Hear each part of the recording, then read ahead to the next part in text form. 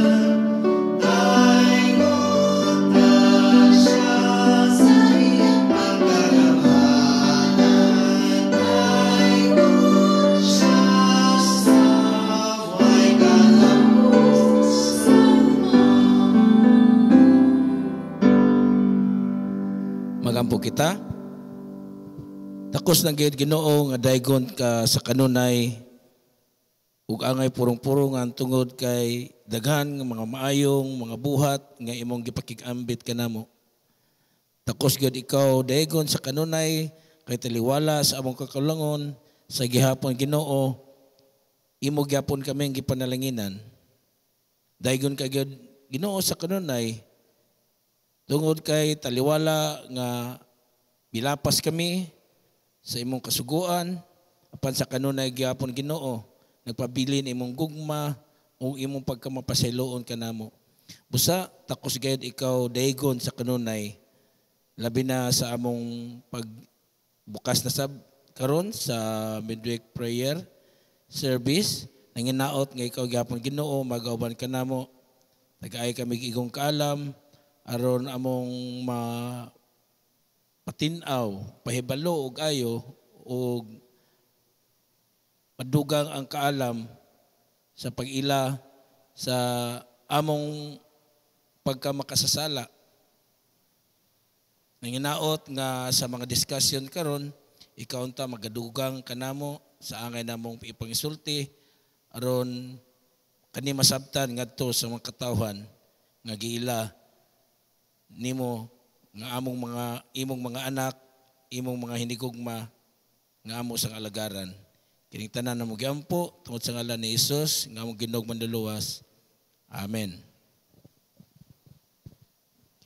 Sa atong padayon nga pagpalalom, sa atong pagsabot, sa atong pagtuo, isip usa ka iglesia sa United Church of Christ in the Philippines, anian kita karon sa ikaduha nga article sa atong statement of faith nga nagahisgot kita sa atong pag-ila o pagtuo diha sa katawhan nga gibuhat sa Dios.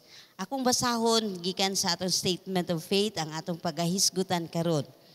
That by disobedience they have become sinful, but by grace through faith they are redeemed in Jesus Christ.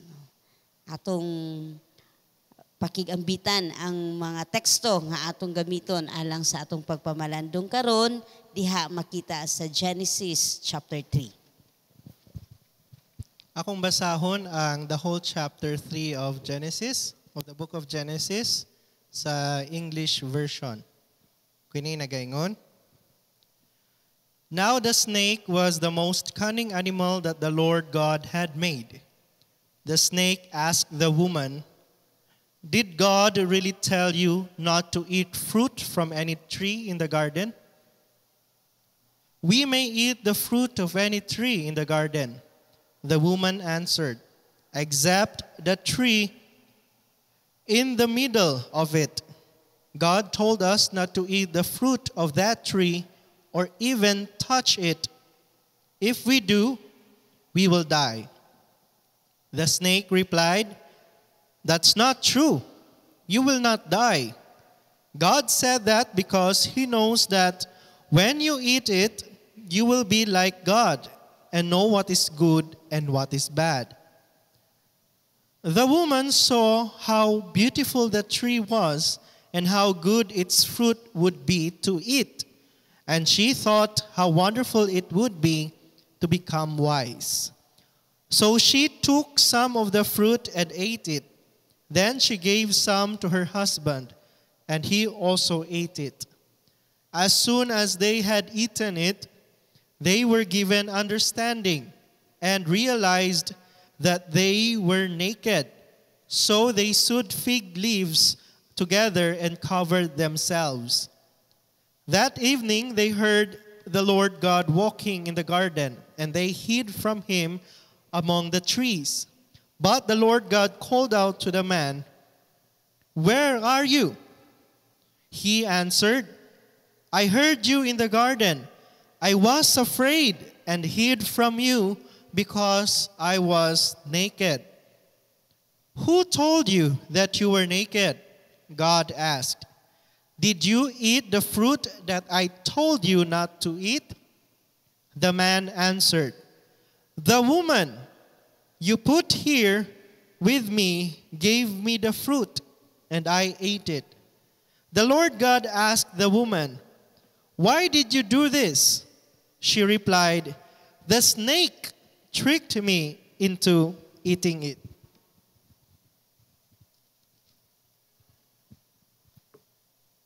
Then the Lord God said to the snake, "You will be punished for this.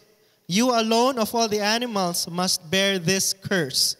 From now on, you will crawl on your belly, and you will have to eat dust as long as you live. I will make you and the woman hate each other. Her offspring and yours will always be enemies. Her offspring will crush your head, and you will bite her offspring's heel." And he said to the woman, "I will increase your trouble in pregnancy and your pain in giving birth. In spite of this, you will still have desire of your husband, yet you will be subject to him." And he said to the man, "You listened to your wife and ate the fruit which I told you not to eat. Because of what you have done, the ground will be under a curse. You will have to work hard all your life to make it produce enough food for you. It will produce weeds and thorns, and you will have to eat wild plants. You will have to work hard and sweat to make the soil produce anything until you go back to the soil from which you were formed. You were made from soil, and you will become soil again." Adam named his wife Eve because she was the mother of all the human beings. And the Lord God made clothes out of animal skins for Adam and his wife, and he clothed them. Then the Lord God said, "Now these human beings have become like one of us and have knowledge of what is good and what is bad. They must not be allowed to take fruit from the tree that gives life, eat it, and live forever." So the Lord God sent them out of the Garden of Eden and made them cultivate the soil from which they had been formed. Then at the east side of the garden, he put living creatures and a flaming sword, which turned in all directions. This was to keep anyone from coming near the tree that gives life. Thank you, Pastor Jimmy. Genesis chapter 3 is one of the most famous nga text diha sa Bible. No?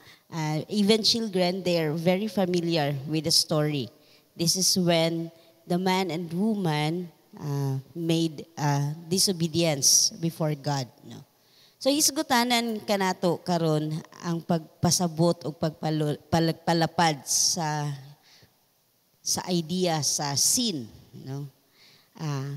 Sa context nga atong gibasa kaganin sa scripture nga gibasa kaganina, klarong kaayo nga ang sala mao kini siya ang pagsupak diha sa kabubuton sa Ginoo.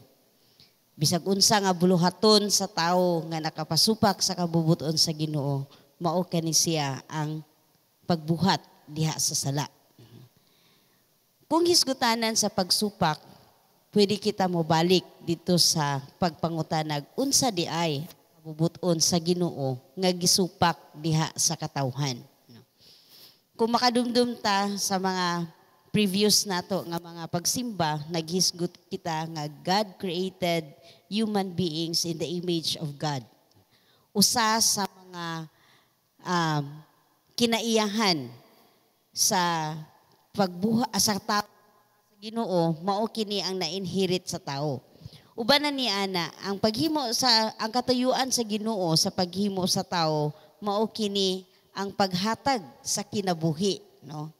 So may pag-ingon sa Ginoo nga naghimo siya og babae, naghimo siya og lalaki, ug niingon siya, "Go into the world and multiply." Diha gipadayag sa Ginoo unsa iyahang katuyuan alang sa katawhan nga iyahang gibuhat. Ang paghatag sa kinabuhi.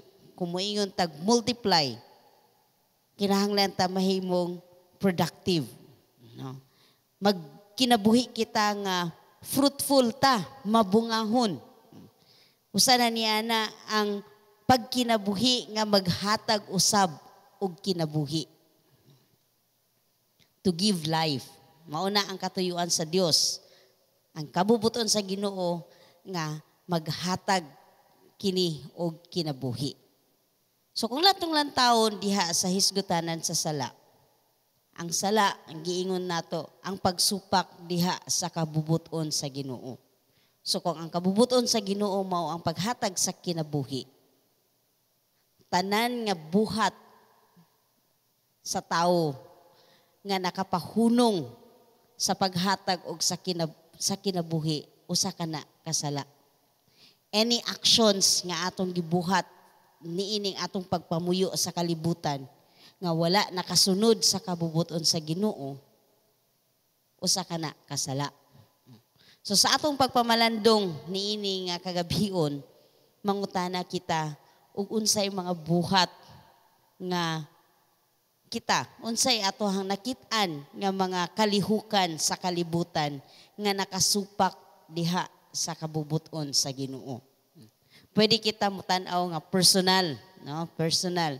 Humayon tag personal, unsay imong nabuhat sa imuhang kinabuhi nga wala ta nakasunod sa kabubuton sa Dios. Pwede pud nato lantawon ang kinatibuk-an nga kahimtangan sa katilingban. Unsay mga kalihukan sa katilingban nga wala nakasunod diha sa kabubuton sa Ginoo. Okay, sa unahan maghisgot man ta sa atong pag-ila ang Ginoo nga ato ang manluluwas, no? So diri mao kini ang sinugdanan sa ato ang pagpalig-on sa atong pag-ila sa atong Dios nga gituhuan nga mo'y naghatag kanato sa kaluwasan. So dili layo nga maghisgot kita sa pagsabot una kung unsa kining mga buhat sa sala nga nakapasupak diha sa kabubuton sa Ginoo. Going back to the story with Adam and Eve, no? Dili kaunon ang bunga sa usa ka kahoy diha nga iyang gibutang sa taliwala. Wala kini siya niingon nga gi-reprimand sila kay dili sa gusto sa Ginoo nga mabusog sila. Kun dili naay kaalam nga nagpaluyo nga naghulat niini.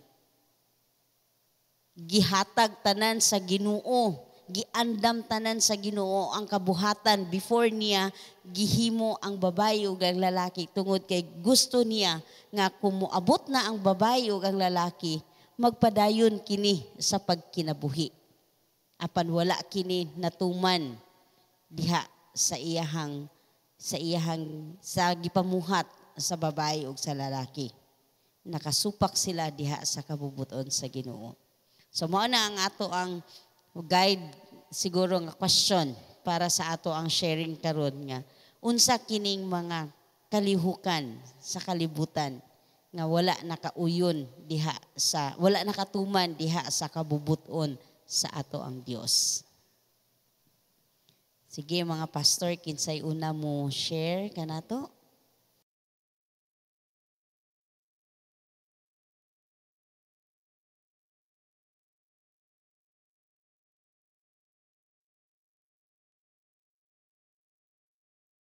Maayong gabi sa tanan. Salamat kayo sa maong topic karon niining ka gabion aron atong mahinumduman kung mobalik kita masabtan kung unsa gayod ang atong mga gibuhat nga nakasupak sa kabubuton sa Dios. Sa pagbuhat sa Dios sa tibuok kalibutan, nag-ingon siya nga gibuhat niya ang tanan nga maayo. Maayo ang tanan. Apan diha na sa tao, kita nga tao dili di tanan maayo nga atong gisabot nga maayo alang sa Ginoo. Kay naay time nga kanang maayo kaayo atong paguna-una kini atong buhaton maayo ni. Apan nakasupak di ay sa kabubuton sa Dios sama kang Eve nga iyang gikaon niya giignan niya maayo pag ingon ni Satanas nga maayo man na. Kay naapod si Satanas nga sige sad ingon nga maayo gihapon. Pero kato di ang iyang ingon nga maayo nakasupak na diay kita sa kabubuton sa Dios. Mao nang timan-an nato kitang katawan. Naay mo ingon nga maayo man ka magdruga, ka mag-inom kag drugs kay aron na perfect nimo ang exam. Pero Satanas di ay ito. Pagkahuman to nimo na perfect, nabuang po dayon ka. Girehab ka dito sa mao'y nakaingon sa question, nag-ingon si Reverend Vera nga ingon siya nga kanang unsa man ang supak nato sa Ginoo nga nakadaot sa kinabuhi kay ang Ginoo gusto niya nga ang iyang gihimo kinabuhi kinahanglan nga ampingan nato ang kinabuhi ang tanan nga kinabuhi diri sa kalibutan kay gibuhat niya nga maayo pero aduna dili maayo nga atong gi-consider nga maayo apan dili maayo sa kabubuton sa Dios. Mao na nga imbes nga mabuhi kita nga maayo, naghan mga buang imong makit-an naglakaw-lakaw.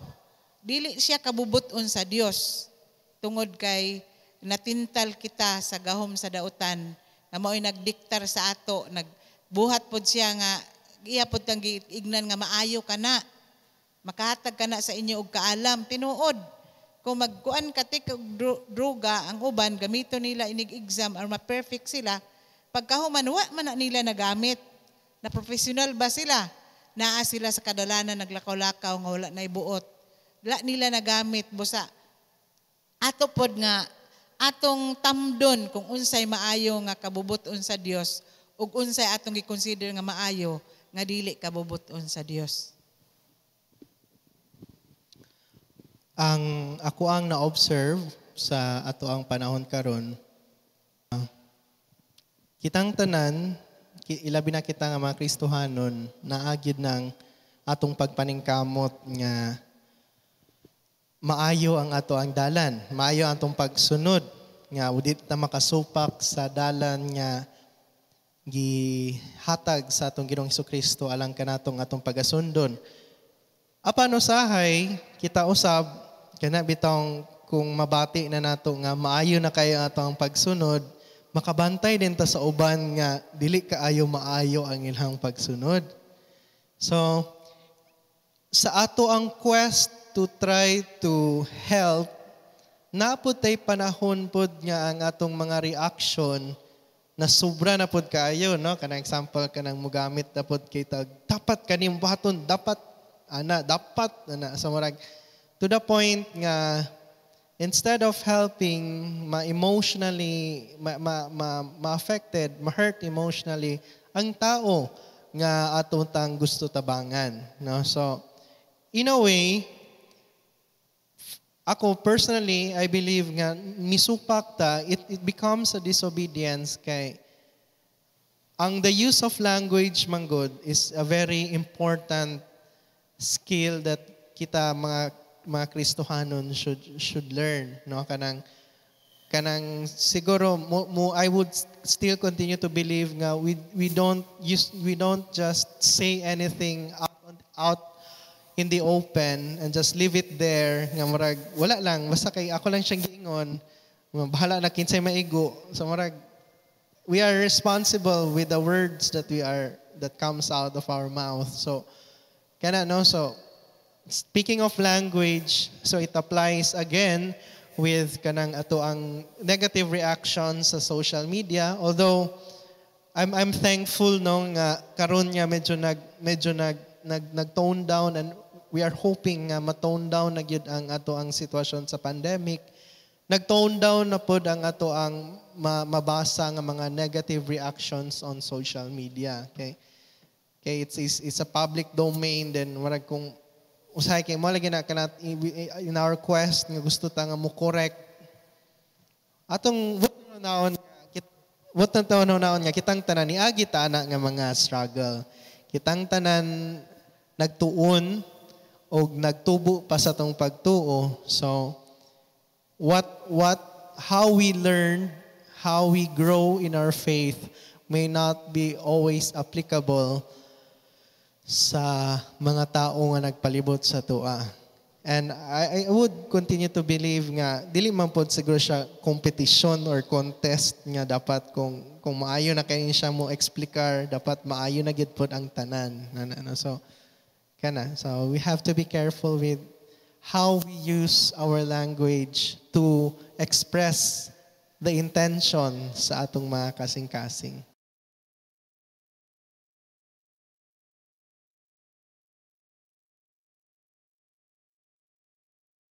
Maayong gabi sa tanan. Atong giila nga ang tanan nga anaa sa atua, ang tanan nga atong naangkon, ang tanan nga atong nadawat gikan sa Ginoo, di ba? Ang ato ang trabaho, ang atong mga sakyanan, ang ato ang kalipay, unsa pa na nga mga kadaugan gikan sa Dios, no? O nasayod ta atong giila usab sa lahi nga bahin nga ang tanan nga atong naangkon, nadawat, ato na siyang gamiton aron padayong mahimaya ang Dios. Gani usa ka pagpahinumdom, usa ka teksto na gaingon nga seek ye first the kingdom of God and His righteousness, no? Pero sa paghisgot sa sala, sa akong huna-huna, nga imbis gitagaan ta sa Dios o kahigayunan aron makatrabaho, magka-enjoy sa kinabuhi, na atay desire alang sa maayong kaugmaon, somehow, wala na noon nato na siya nagamit alang sa iyang kahimayaan, tungod kay murag somehow siya nanuoy atong giuna, dili ang kahimayaan sa Dios, unsay atong nadawat mo'y atong gitagaag prioridad, og nahimo siyang daw murag kompetensya sa atong pagpaningkamot, aron diha sa atong mga buluhaton, makita ang Dios nga mo inaghatag nato ni ana. Gipahinumduman kita sa ato ang mensahe karon nga ang sala mao ang pagbuhat sa mga butang nga dili makapahimaya sa Dios, no? Atong gihuna-huna nga gitagaan ta sa tanan, gikan kana sa Dios, pero atong gigamit dili para sa Dios. Kung ato mangging gigamit dili siya mo'y atong prioridad, naulahin na lang. Pero gipahinumduman kita nga unho nato ang iya sa Dios.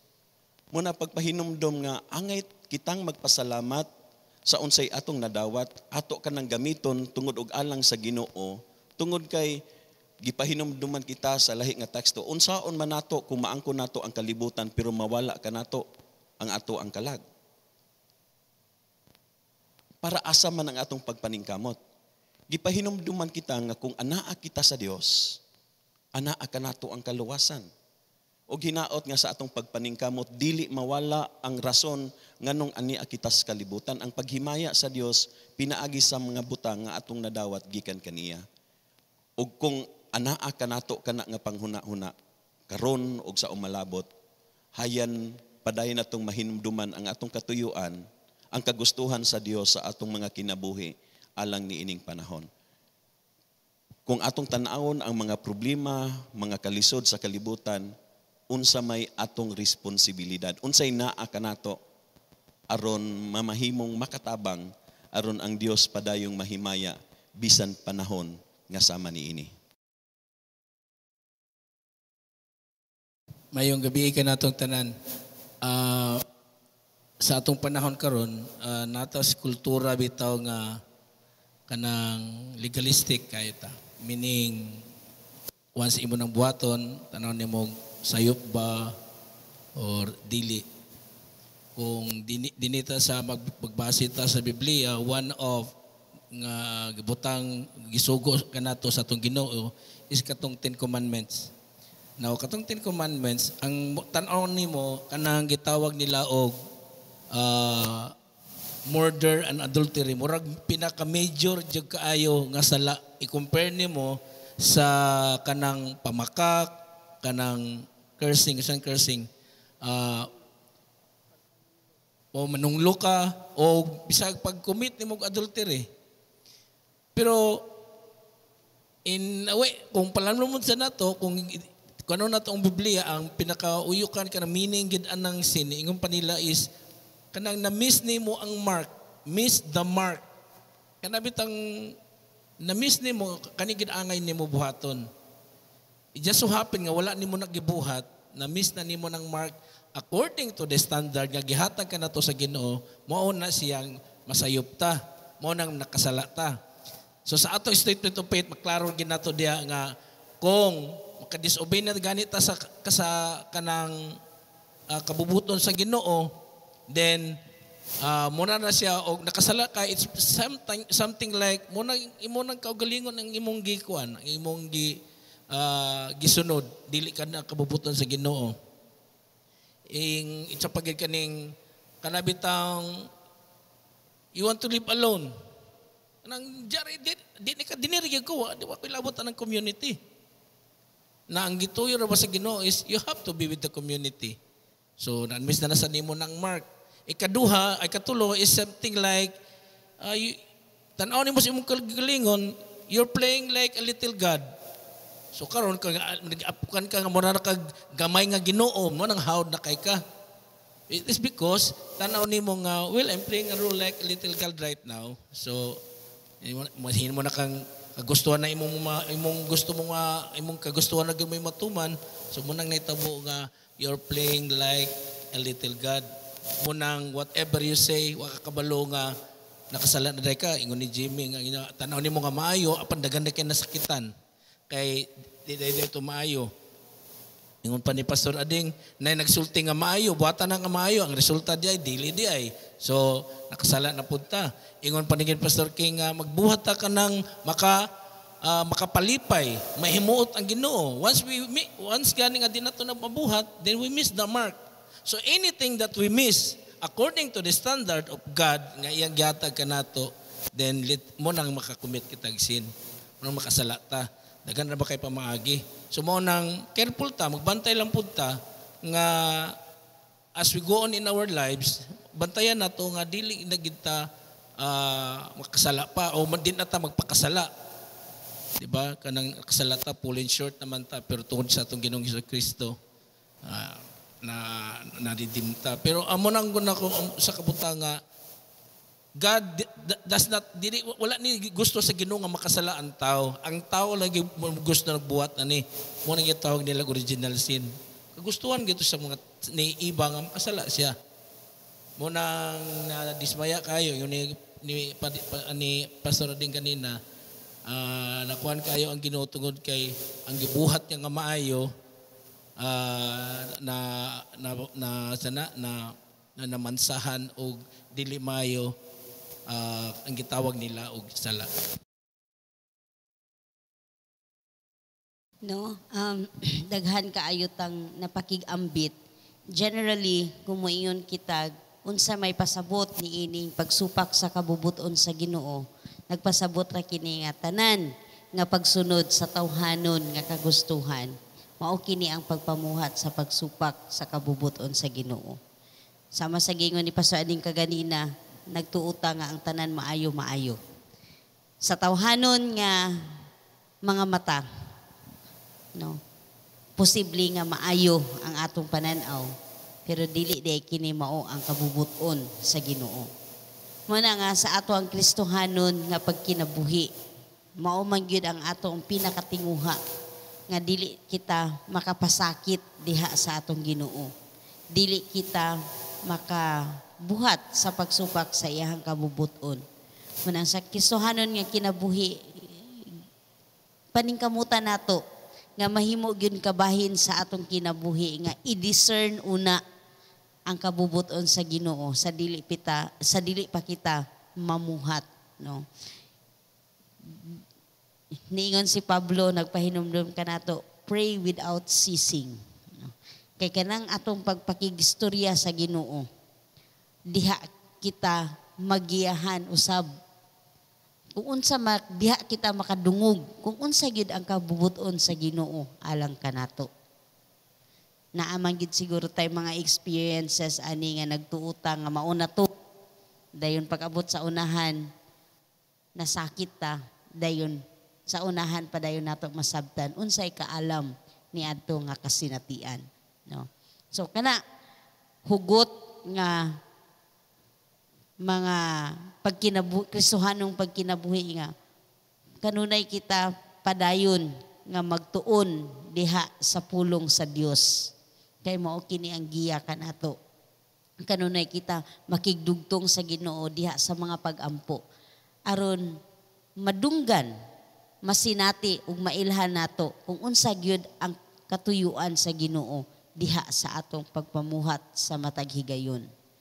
So siguro, no, sila pod ang atong mga kauban nga naa sa ilahang mga tagsa-tagsa ka panimalay, naapod sila yung mga lami nga mga panghuna-huna ug mga kahibalo pagsabot ni ining ato ang hisgutanan kagabi niini nga kagabion nga ang tao gibuhat diha sa imahe sa Ginoo apan nakabuhat sa pagpakasala tungod sa pagsupak diha sa kabubuton sa Ginoo. Padayon kita sa atong pagsimba, atong awiton ang atong katapusan nga himno.